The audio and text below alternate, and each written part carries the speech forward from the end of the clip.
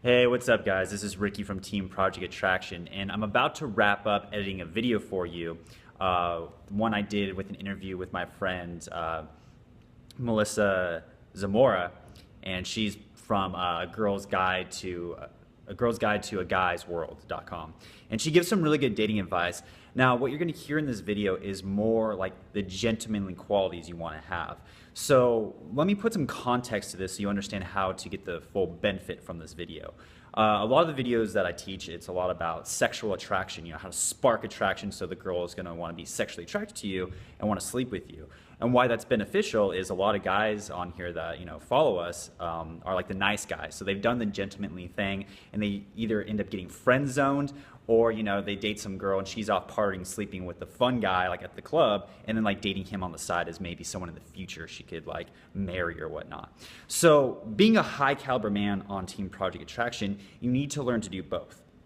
So you need to learn how to spike sexual attraction so you get the girls into you and they're interested in sleeping with you. But then at the same time too, if you want to keep the girls around, either for casually dating or for something more serious, as like a serious girlfriend or whatnot, you need to learn to also be a gentleman at the same time. So this video, Melissa's going to talk about things that are going to be more toward courting, like getting in a serious relationship, or just things that girls like in general, like being just a gentleman. So in your mindset, don't think that like, oh, I've tried these things and I've just been friend zoned for it. Think of it more as long, next to being challenging and a badass motherfucker, you're also a gentleman.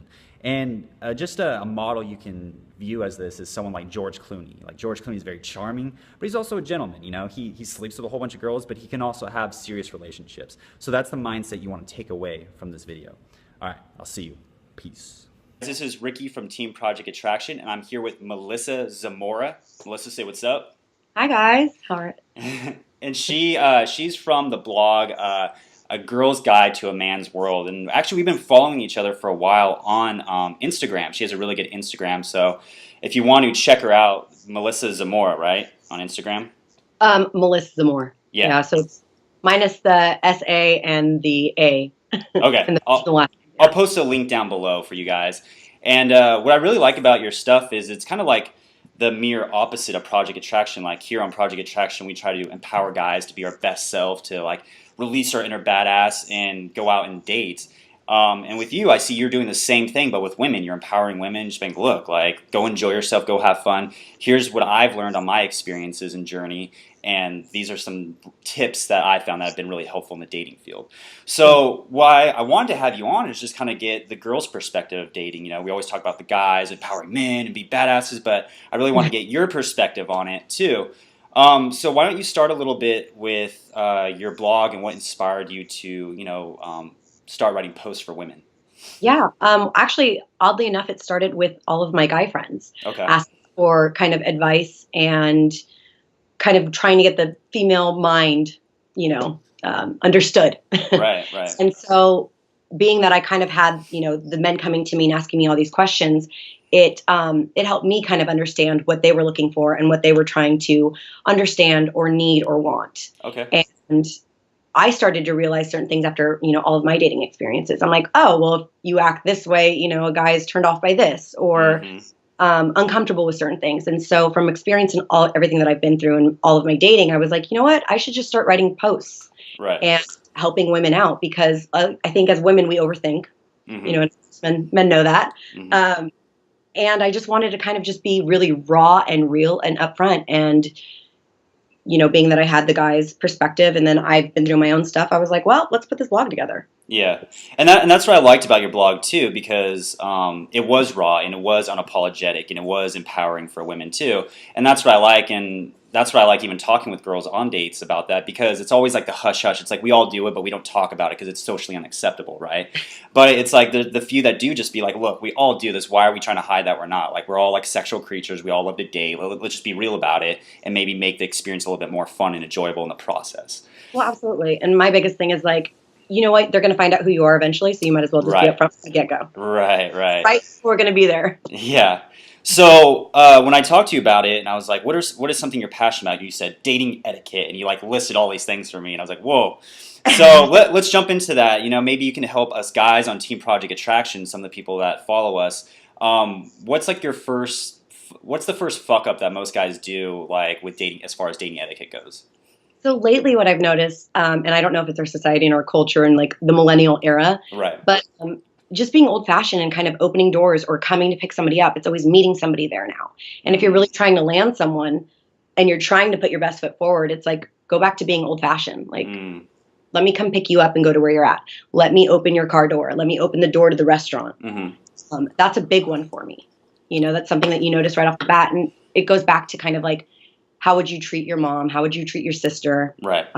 You know, you kind of want to do the same thing for somebody that you're courting. So let me ask you with that, have you found someone that's done it the correct way? What's the correct way for a guy to do that? And then what's like the kind of like needy, like weird, awkward way that guys do that? Well, needy and awkward is like mentioning it. Oh, did you notice I opened your door? Did you notice I did this? Like, Right. You don't want, you know, you kind of want to do it off the hand. I'm actually currently talking to somebody who, he's like always walking on the outside of the street. He's always opening my car door. He's like always opening, you know, the door everywhere. And I've noticed all of that. It's like huge. Okay. So, definitely experiencing that right now. So it's a little bit more second nature instead of being like, I'm doing this for you. Kind of like, I think a lot of guys where they fuck up with that is they do that stuff, but it's almost like there's strings attached to it. Like you said, like, did you notice I did that? Like, you should give me like some validation for that, right? Well, and I guess the problem too is a lot of men don't do it these days either, because so many women are like, I'm so strong, you don't need to do any of that for me. Right. Mm-hmm. And that, I mean, as women, we kind of mess that up for ourselves. And I think women need to stop doing that too. Right. So I think that's why it's turned men off to be that way as well. Right. So get it from that point of view. Okay. That's good. I like that. And so what would be the second thing that guys mess up on dates? Talking about the exes. Talking about crazy ex, or you know, those feelings. I went on a date one time and the guy was like, yeah, I'm basically still in love with her. And I'm like, well, what are you doing in front of me? Or, you know, you're too deep into something that you're just like really wounded by, it translates. You can read it on your face. You can hear it in your voice. So as much as you might say that you like me and you're over an ex, women can read that very well. Yeah, I think that's true. It's like I would say the first 3 dates, you kind of want to keep it light and just see if you have chemistry, if you guys can have fun with one another. And then if you go from there, then maybe you can get into the deeper subjects of like maybe some pain. But it's like, you don't want to throw all your baggage on the table and be like, okay, can you fix me, please? You know, like that's the major turnoff for sure. Yeah. It definitely is. And it's one of those things where you're like, okay, well, you have issues. Like, I don't know if you read my post, but I posted a thing about rebounds and how I believe everybody should have a rebound after a breakup. Oh, absolutely, yeah. Because it's so important. You have to be able to get over those feelings if you want to go in, you know, back into the dating field.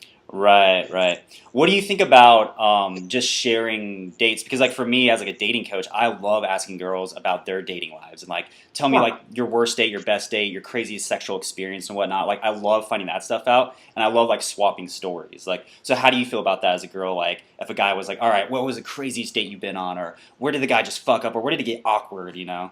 Okay, so I love that too, because I don't mind, because you kind of get to gauge who somebody is based off of like dates and how they handle things. Right. So I'm okay with that.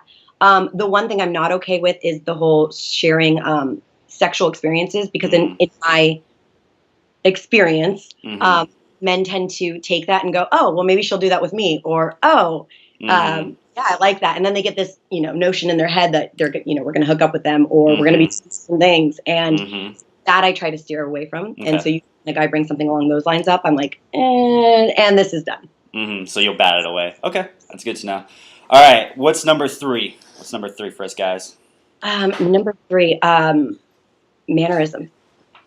Manners. Okay. Like going back to just having manners and please and thank yous, and, you know, how you treat the person at the restaurant that you're talking to, or even manners when it comes to like your family. My red flag with an ex was, you know, he hated his mother. I mean, that's kind of like a manner in itself, you know? So definitely like how you treat people, how you kind of move throughout the dinner. Okay. Yeah. What about for a guy, maybe he's trying to work on his mannerisms and whatnot, but he doesn't see the girl like reciprocating. Maybe she's being a little bit of a bitch or whatnot, and he's like, dude, like I'm acting like. What if it's flipped? You know, like for you, you're probably used to dealing with a guy who you have the good mannerisms, but he doesn't. So what could guys do if they're trying to be like the gentleman, if you will, and the girl's just like not focusing that she should be doing that thing too. So first of all, run. Okay. First of all, she's a bitch. You got to go. Mm-hmm. But if she's like that, usually I'm very upfront. So I'm like, hey, you could be a little bit nicer. Or, did she treat you or say something wrong to you? Are you taking it the wrong way? Okay. So, I mean, just, again, I like upfront. And I'm a firm believer in you might as well say things, but obviously you have to watch how you say things. It's not what you say, it's how you say things. Right. Exactly. Definitely. You can point things out and say, hey, did the waiter or waitress offend you in any way? Can we get you anything else? You seem like you're a little agitated, things like that. And I don't think there's anything wrong with it. And then if she bites your head off for that, then she's definitely not the right person. Right. No, I like that. Thank you so much, Melissa. This has been really good practical advice. Are you coaching at all with like the guys and girls or anything? I am. I'm coaching. I've actually had a lot of guy clients. Really? That's awesome. Okay. I like that. So Yeah. if someone wants to get in contact with you or follow you on social media or check out your blog, where can they reach you?